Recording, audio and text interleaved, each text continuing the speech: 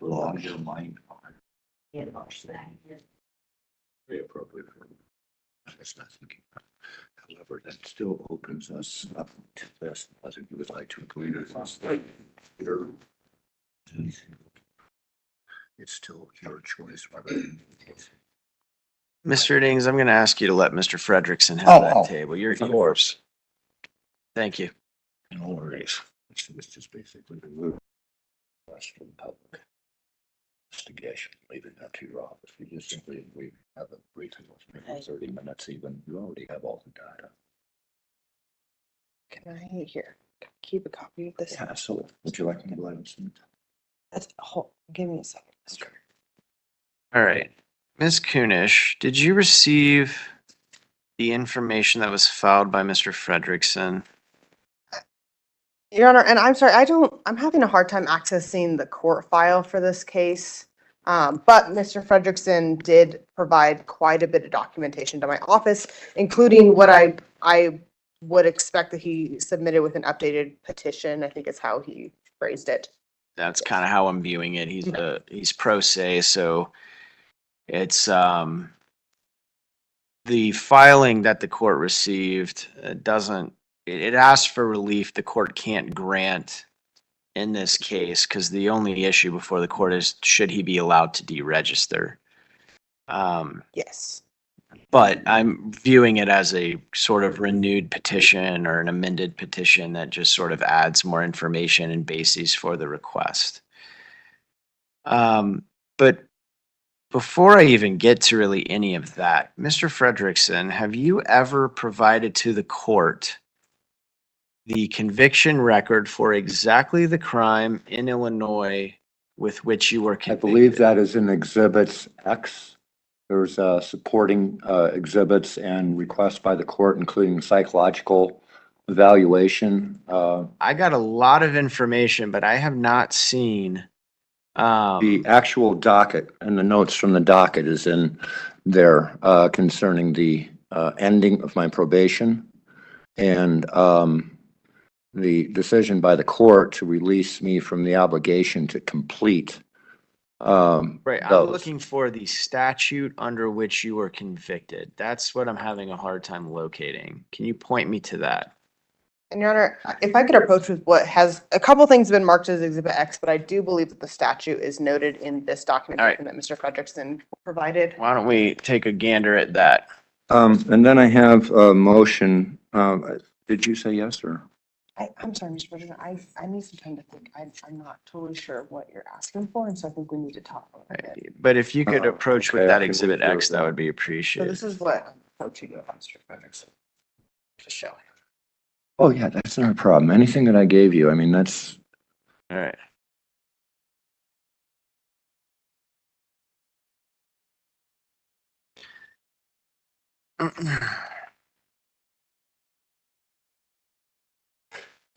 something to note that I found out is a little bit unusual is Illinois is a one crime, one charge state. So there was actually 3 counts, but I don't know under which of the 3 counts they found it. So, All right. So, but you pled to one of these. yes, sir. So count 1, aggravated criminal sexual abuse. The defendant knowingly committed an act of sexual penetration on JW, who was at least 13 but under 17, in that the defendant placed his penis in the vagina of JW, and the defendant was at least 5 years older than JW. Okay. Then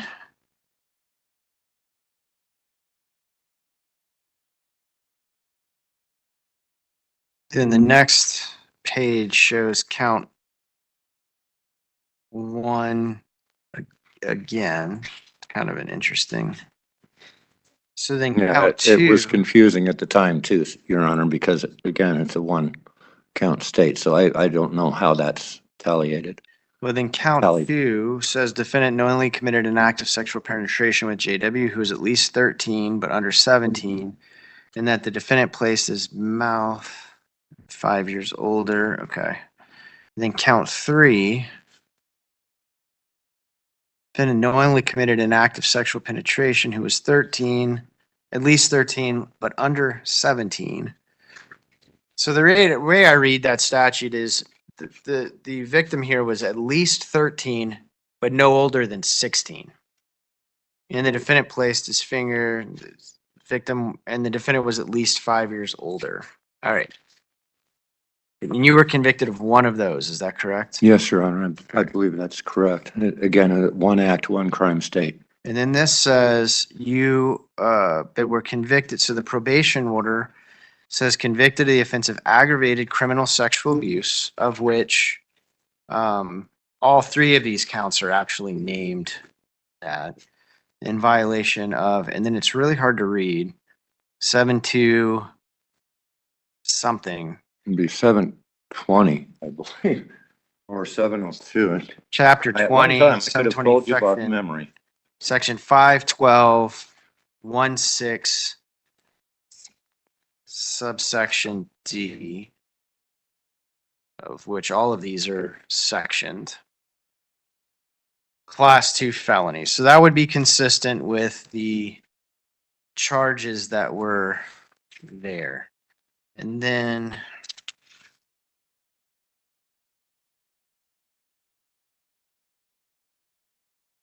the court would note this Exhibit X was in the file and I reviewed it, but it's in a longer document. I apologize, Your Honor. It's okay. The only thing I submitted was things that were supported 3 times. I have a plethora of things that are supported twice. So I was trying to keep it reduced. All right, so on February 24th of 2003, the minute order from the court says, matter comes on for plea. Court finds the defendant's plea is knowing and voluntary to the offense of aggravated criminal sexual.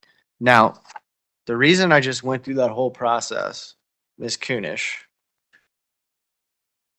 is because if you go to Title 16, 1622, 113, that is the statute that goes through petitions for removal from sex offender registry. Subsection 3, which is the very end of the statute, says the following persons are not eligible for relief pursuant to this section, but are subject to the remainder of their natural lives to the registration requirements specified in Article 22, or to the comparable requirements of any other jurisdiction in which they may reside. And subsection B, Roman numeral 1 and 2 states any person who is convicted as an adult of sexual assault in violation of 183402, and you can stop there. And then sexual assault on a child in violation of 183405. Those two statutes. So 183402, sexual assault, subsection 1, D and E. Any actor who knowingly inflicts sexual intrusion or sexual penetration on a victim commits sexual assault if, at the time of the commission of the act, the victim is less than 15, and the actor is at least 4 years older than the victim and is not the spouse of the victim, or at the time of the commission of the act, the victim is at least 15 years of age, but less than 17 years of age, and the actor is at least 10 years older than the victim and is not the spouse of the victim. Given that, do you believe Mr. Fredrickson is even eligible to deregister? I do not, Your Honor. And I would just say, I think what is marked for me as Exhibit 3D seems to be information from the Illinois Sex Offender Information website. It's a little bit hard to read what the actual website is, but it does look like it's a .il.us thing that says the victim was 16 years of age and the offender was 38. So I believe that is the closest thing to information I have about the actual the Illinois statute versus the Colorado statute, where I think we do fall into that over 15, but more than a 10-year age difference. Because our two statutes would overlap Yes. that other statute. Yes. Now, it is a 5-year age difference as opposed to a 10-year age difference. under their statute, but I think that if it was charged in our jurisdiction based on the ages that are represented in this information, it would have been the 10, it would have. And I guess I didn't look if there is a 10-year age difference in Illinois or if they. I'm gonna get the issue. Mr. Fredrickson is.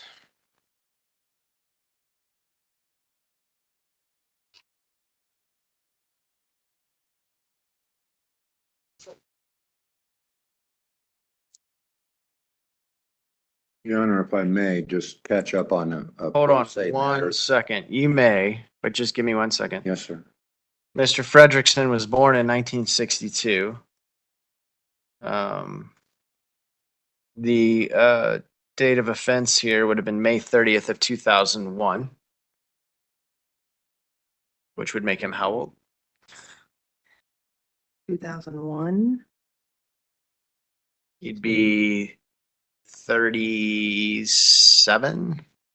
I have 39 and this is saying 38, so with the months. 38, 39.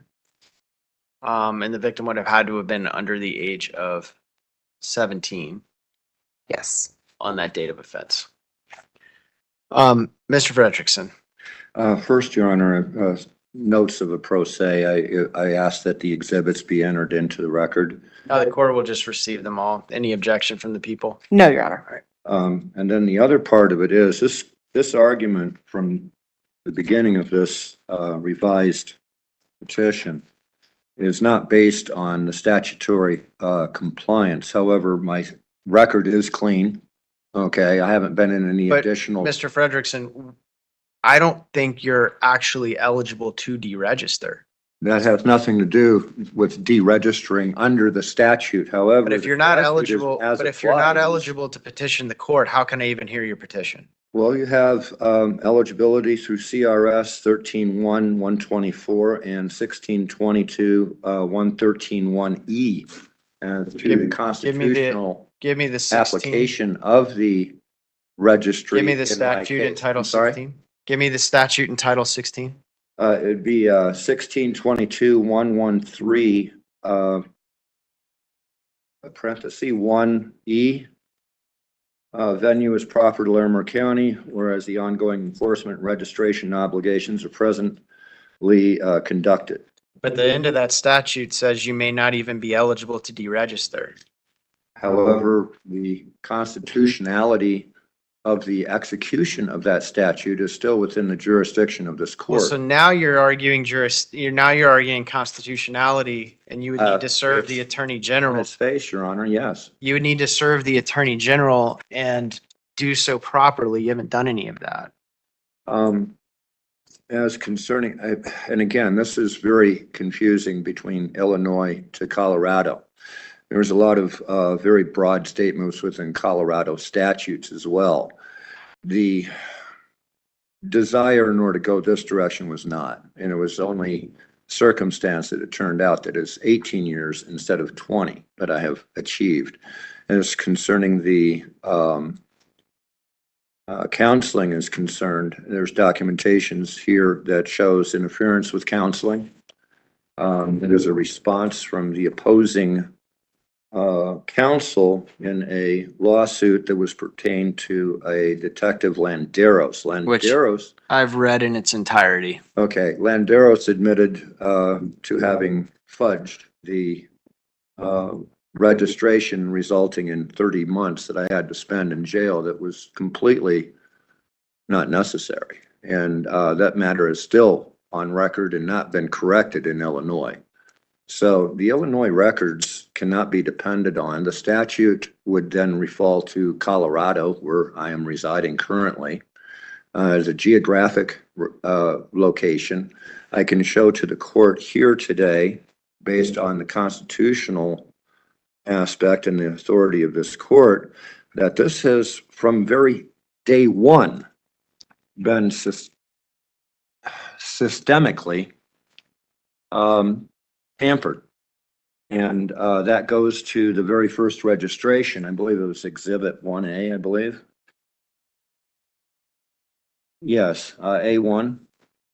It shows here that I was registered to the internet as under 13. And this wasn't discovered for several months. I was under that thing. I remember vividly with the interruption of the lieutenant in order to take over the computer entry of that, because I was in the same room, and the officer that was originally doing that giving me eyes that there was something wrong, but it never dawned on me. I was in a state of shock mostly through that event. So later on, I discovered this, and again, from day one, systemically, Your Honor, these statutes cannot be upheld in reference to me. Well, the again, reason- we're not having a hearing on the constitutionality of the statute. The Attorney General would need to be served, and they would have an ability to come in here and defend the Well, statute.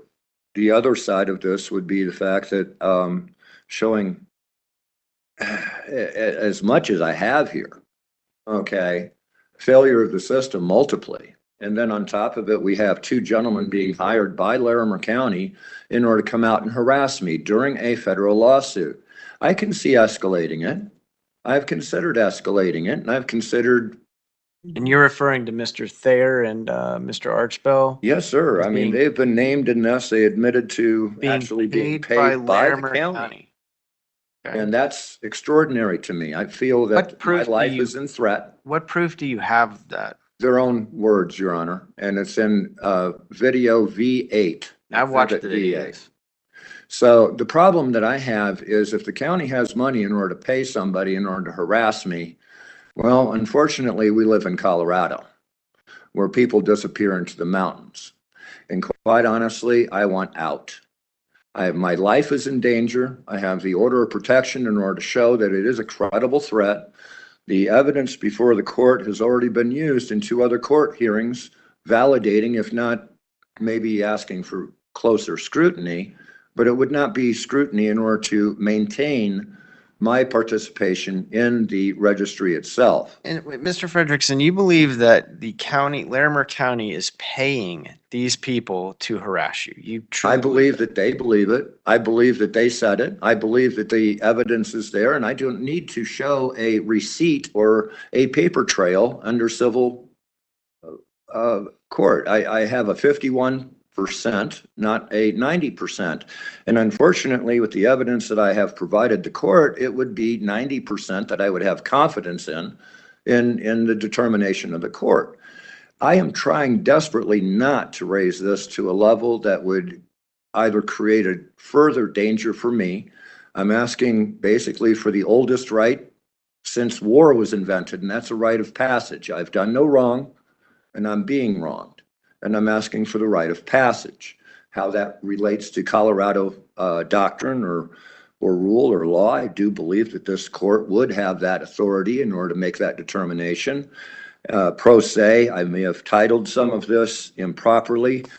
My desire in order to keep this internal and allow the systemic errors to be corrected by the people that are most qualified in order to make those determinations without outside interference or federal interference is related in this motion that I have here. I did not fully develop the strategy in order to keep this as low level as possible. And I included the request for a public investigation as to the interaction between Robert Thayer, David Archibald in relation to me. And that was an error on my part, an oversight for using this, well, legal tactic, trying to design it to be as minimalist as possible. And I have a motion here that she asked for a moment in order to review, which is nothing more than removing the request for a public investigation, allowing the prosecutor's office in order to proceed in the way they see fit. However, for me, in order to be continued under threat, under duress, under these circumstances, and the ability to be able to show that there was definitely interference to the federal lawsuit I had filed against a gentleman by the name of Chad Gray, that whether he was thinking he was doing a community service or whether he was doing ethnic cleansing is not my determination. The only thing I know is it cost me. It cost me my home, it cost me my stability, and it cost me my work. I'm now 20 miles away from town. In order to come into town, I can only afford to do it a few times. I've spent over $600 just making these court appearances. That and paper and ink and everything like that has been extremely costly to me. I only receive, and again, this is public benefits, but I only receive $1,000 a month. And now I have no way of supplementing that. I have no way of moving closer into town without endangering myself by broadcasting my address. And I have people actively trying to pursue me using the sex offender list, which is in the exhibit of a compilation right at the beginning, that they actually got my address at work, which I used for a mailing address because I was so close to being homeless completely, that they showed up with guns. In the most recent event, they showed up with guns driving by my house while on YouTube. Well, they claim that they didn't come by my house. Well, I claim that they didn't have to necessarily be on YouTube when they did. There's no way of tracking the threat, Your Honor.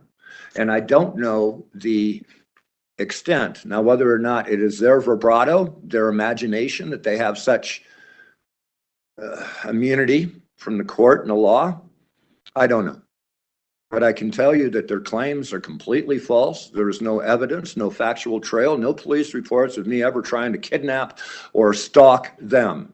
Meanwhile, every report I have made with them stalking me has been ultimately ignored by the county and by the city, Fort Collins. I have refrained from including all of those police reports because, again, it would double the paperwork that I have in front of me.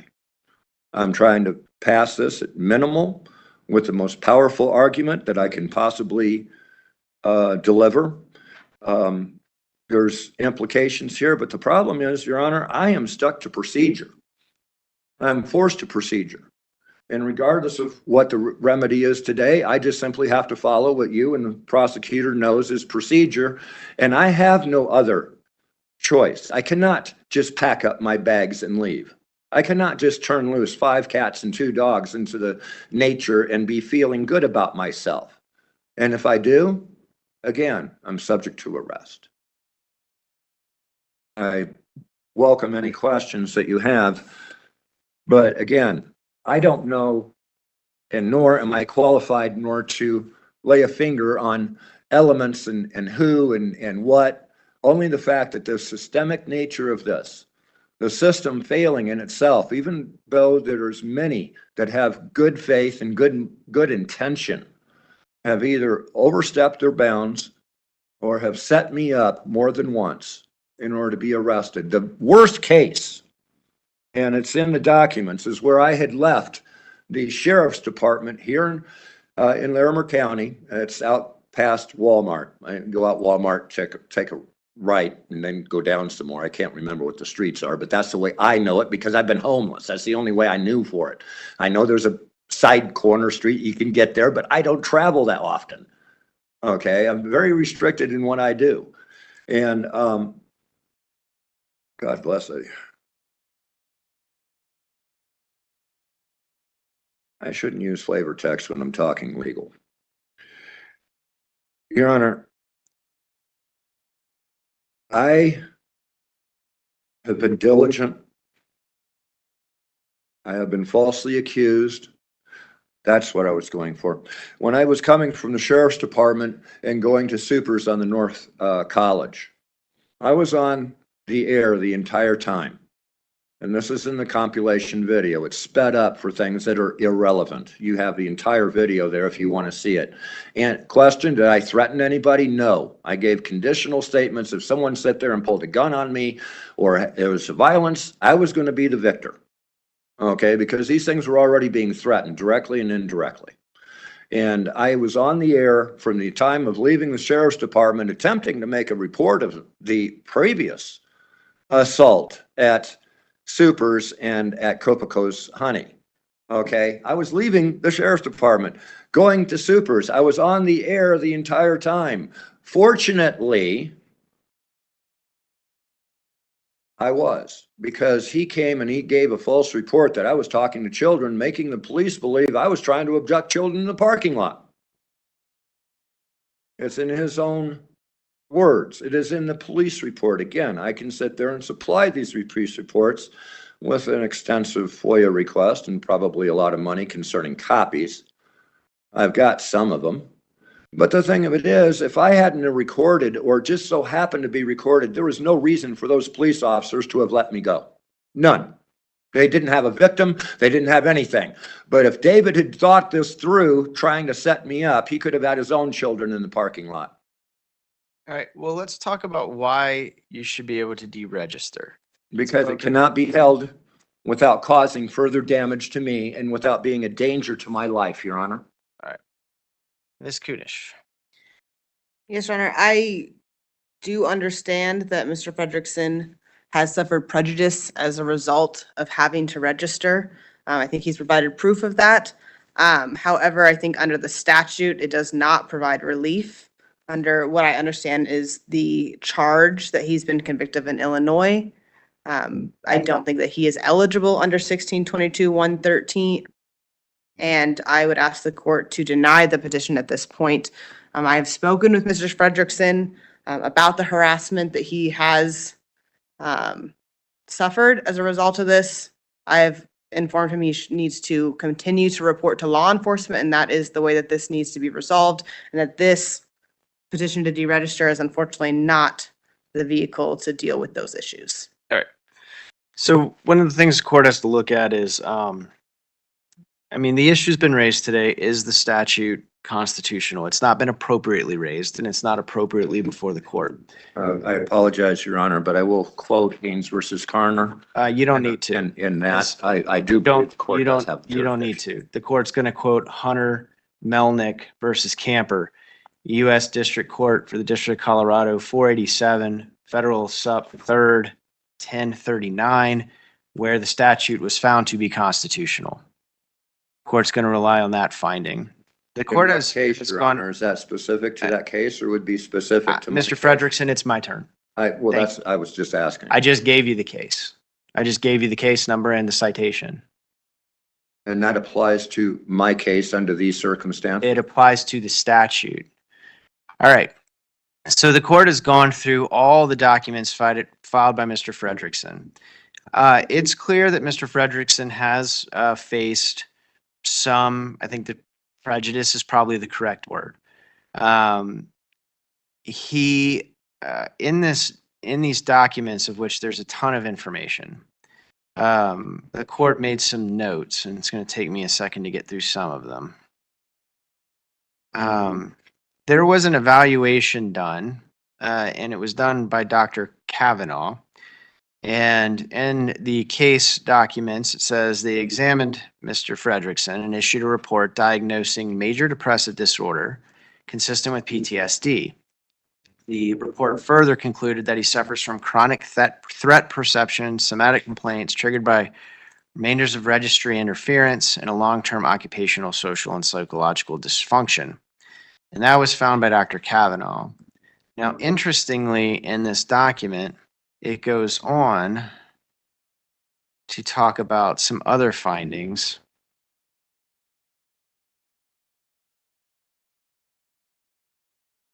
I need it to the other document.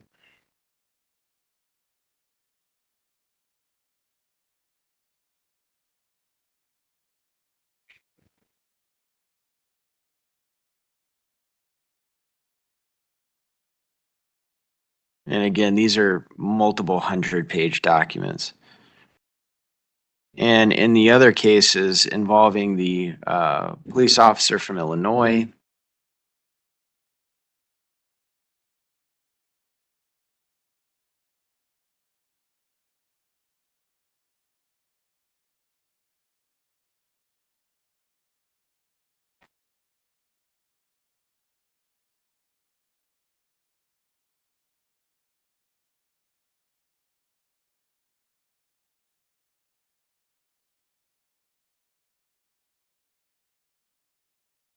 and the court, for the record, has received all the exhibits.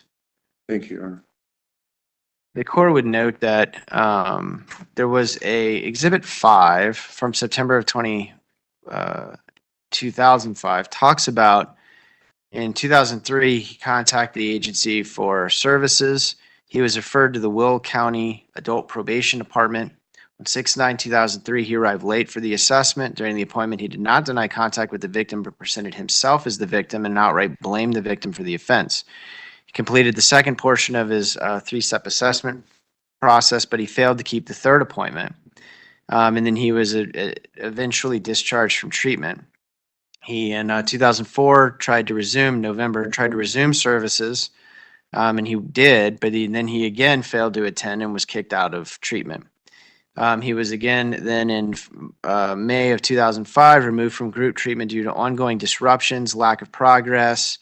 There was a reassessment done. He maintained his innocence by blaming the victim, denying his intent, reported that he was not going to continue taking his medications. Just a general refusal to do treatment. That's not entirely true, Your I'm Honor. not, I can rebut that. I would Mr. simply Fredrickson, deny we're that. not having a conversation anymore. I gave you plenty of time to speak. Understood. Then again, in 2005, he was reassessed. He was kicked out of treatment. He was non-compliant. That's in Exhibit 5. Then in February of 21, there was a report done, and it talked about the findings that he had emotional injury due to the acts of the detective. Again,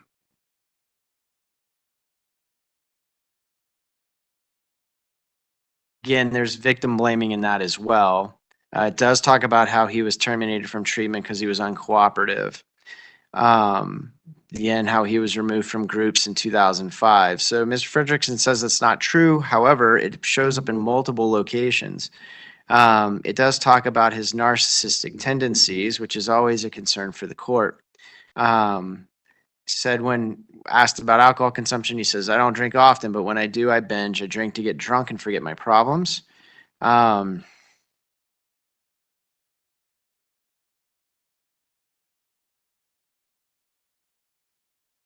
There is a history of giving liquor to minors, which is of great concern for the court. This says, unfortunately, even if the defendant does successfully complete sex offender counseling, if he does not stop using alcohol and marijuana, his risk to reoffend, not just sexually, would be considered high. Again, that's a going back years, but that's a concern for the court as well. Court would note during that evaluation, they found that he was mostly non-cooperative with a test-taking approach.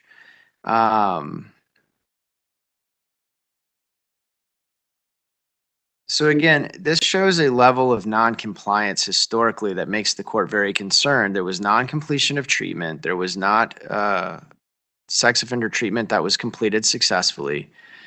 And a statement, I didn't agree with the counseling because I didn't have a problem. And again, this is going back to a 2021 evaluation. It's 2025. Now, he talks about having bad experiences with Linderos, and I believe that that's all very true. The clinical opinion given in that evaluation is that the plaintiff actively engages in impression management and is malingering. The plaintiff's expert failed to consider the issue of malingering and misdiagnosed him. Incredible evidence does not exist indicating the plaintiff suffered psychological injury as a result of his interactions with the defendant. Now, I think that the interactions with the defendant in that case were probably pretty traumatizing, but it's interesting to have that finding. It's a long way of saying the court really has a hard time knowing exactly what's going on, but what is clear is that he did not complete treatment successfully at any given time, and that's of great concern to the court. What I continue to see is really obstructive sort of behavior, and that also concerns the court. So there was one other thing I had looked at in these documents.